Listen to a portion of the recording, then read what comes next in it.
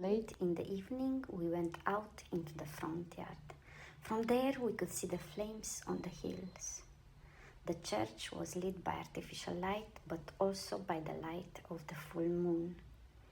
Towards midnight, as we went to bed, we began to hear sounds as if another house was attached to the one we were sleeping in.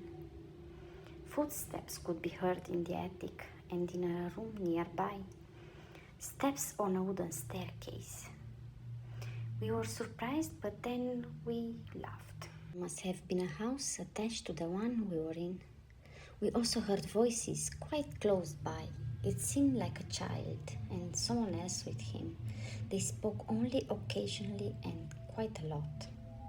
The dog in the neighboring yard could be heard barking, and he was very agitated. I was so curious that I went into the street to see. I climbed onto the curb of a small bridge over the ditch, but unfortunately the gate was too high and the darkness too great to see anything. So I gave up. From time to time it sounded like someone was using water in the house. On the ceiling of the room you could distinguish shapes of animals, one more fantastic than the other one. The next day, when we asked the host if there was a neighboring house from which those sounds could have been heard, she said there was no such thing. Maybe they are ghosts, I said. Or do you think they were thieves?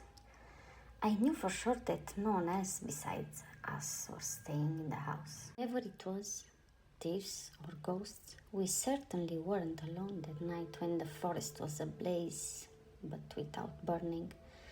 The fire was only burning the underbush in the forest, said a Saxon from the quiet and mysterious village from the hills